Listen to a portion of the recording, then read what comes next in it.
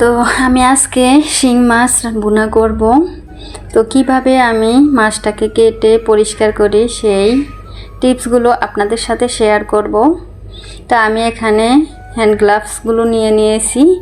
এই হ্যান্ড গ্লাভসগুলো যদি পরে শিং মাছটা কাটা হয় তাহলে কিন্তু হাতে কোনো কাটা ফুটবে না, আর কাটতেও কোনো কষ্ট হবে না।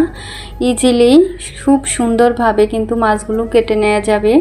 তো আপনারা যারা মাছ কাটতে ভয় পান তারা কিন্তু এরকম এই টিপসটা ফলো করে কিন্তু মাছটা সুন্দরভাবে কেটে নিতে পারবেন।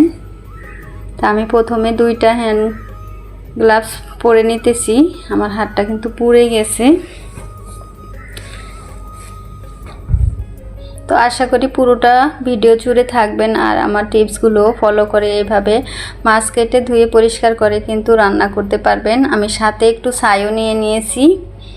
তো এখানে আমি প্রথমে মাছগুলো একেবারে টাটকা তাজা ছিল, লাফাচ্ছিল, তো আমি লবণ দিয়ে 20 মিনিটের মতো রেখে দিয়েছিলাম। তো সবগুলো মাছ কিন্তু মরে গেছে। তো এখন আমি কিন্তু না ধুয়ে অনেক কিন্তু পিচ্ছিল এই মাছগুলো আপনাদের সাথে কেটে দেখাবো। আমার কিন্তু কোনো রকমের সমস্যা হবে না।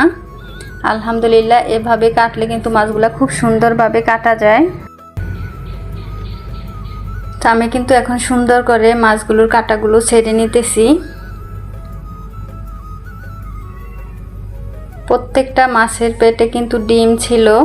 তো আমি ডিমগুলো আলাদা করে রেখে এখন কিন্তু মাছগুলো কেটে নিব।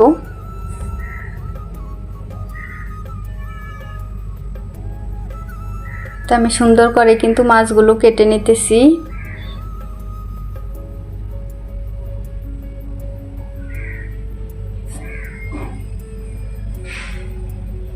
এইভাবে কিন্তু মাছগুলো খুবই সুন্দর ইজিভাবে কাটা যায়, কোনো রকমের সমস্যা হয় না, আর কাটা পুঠারও কিন্তু কোনো ভয় থাকে না।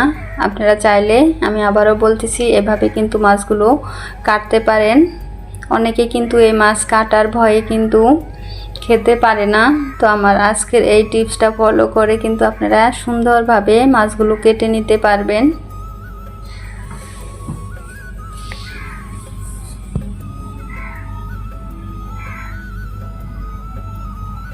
আমি প্রত্যেকটা মাছ কিন্তু একে একে কেটে নিতেছি। তা আলহামদুলিল্লাহ আমি সবগুলো মাছ কিন্তু কেটে ধুয়ে একেবারে সুন্দর করে কিন্তু পরিষ্কার করে নিয়েছি। একেবারে সবগুলো মাছ কিন্তু ধবধবে সাদা হয়েছে, কোনো রকমের কালো কোনো ময়লা নেই। একেবারে সুন্দর করে কিন্তু আমি কেটে ধুয়ে পরিষ্কার করে আপনাদের সাথে এখন শেয়ার করলাম। তো আমি এখন মাছগুলো একটু ভুনা করে নিব। আসলে শিং মাছ অনেকে দেখি ভেজে ভুনা করেন। আসলে এই মাছগুলা জিওল মাছ, এগুলা কিন্তু শরীরের জন্য অনেক বেশি উপকারী মাছ, অনেক বেশি রক্ত হয় এই মাছগুলা খেলে।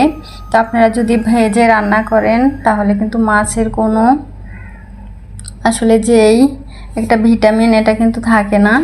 তো আপনারা চেষ্টা করবেন শিং মাছ, টাকি মাছ, শোল মাছ এগুলা কাঁচা ঝোল ঝোল করে রান্না করতে, তাহলে কিন্তু খেলে আপনাদের স্বাস্থ্যের জন্য অনেক বেশি উপকার হবে।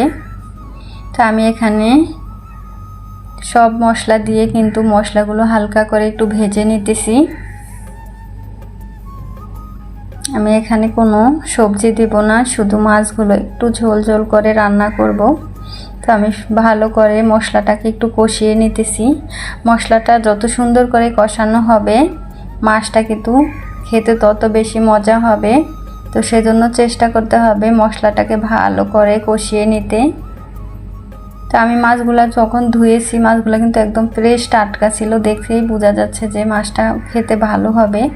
আলহামদুলিল্লাহ মাছটা কিন্তু খেতে আসলে অনেক মজা হয়েছিল। আমি একটু লেবু দিয়ে 10 মিনিটের মতো পানির ভিতরে ভিজিয়ে রেখেছিলাম।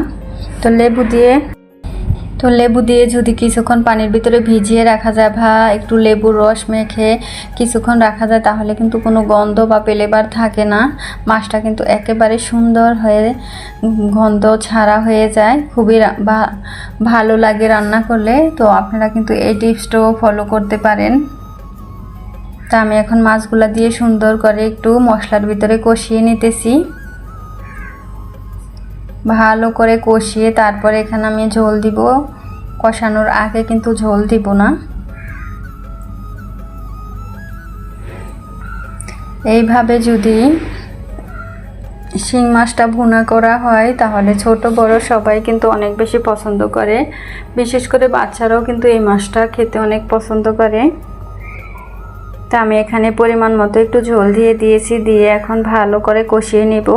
আমি কিন্তু একসাথে ঝোলটা দিব না, প্রথমে অল্প একটু ঝোল দিয়ে ভালো করে কষিয়ে তারপরে পরিমাণ মতো ঝোল দিব, তাহলে কিন্তু রান্নাটা খুব সুন্দর হয় আর খেতেও অনেক ভালো লাগে।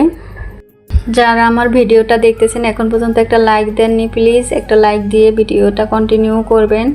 আমার ভিডিওতে কোনো কথায় কোনো কাজে যদি কোনো ভুল ত্রুটি হয়ে থাকে প্লিজ ক্ষমা সুন্দর দৃষ্টিতে দেখবেন। আর আমার ভিডিওগুলো যদি আপনাদের কাছে বেশি ভালো লাগে তাহলে শেয়ার করে বন্ধুদের মাঝে ছড়িয়ে দিবেন। তা আমি কিন্তু আবারও ঝোলটা একেবারে শুকিয়ে নিয়েছি, এখন পরিমাণ মতো আমি এখানে পানি দিয়ে দিব। তো যেহেতু আমি মাছটা ভুনা করতেছি বেশি ঝোল রাখবো না, তো পরিমাণ মতোই আমি পানিটা দিব।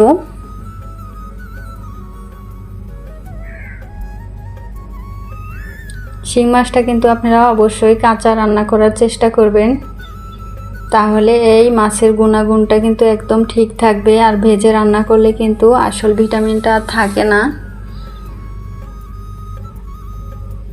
তো এই তো মাশাআল্লাহ আমার রান্নাটা কিন্তু প্রায় কমপ্লিট হয়ে গেছে। তো আমি আপনাদেরকে এখন পরিবেশন করে দেখাচ্ছি। মাশাআল্লাহ কালারটা যতটা সুন্দর হয়েছিল খেতেও কিন্তু অসম্ভব মজা হয়েছিল। তো আজ এ পর্যন্তই, সবাই ভালো থাকবেন, সুস্থ থাকবেন, আবার দেখা হবে নতুন অন্য কোনো ভিডিওতে। আল্লাহ হাফেজ, আসসালামু আলাইকুম।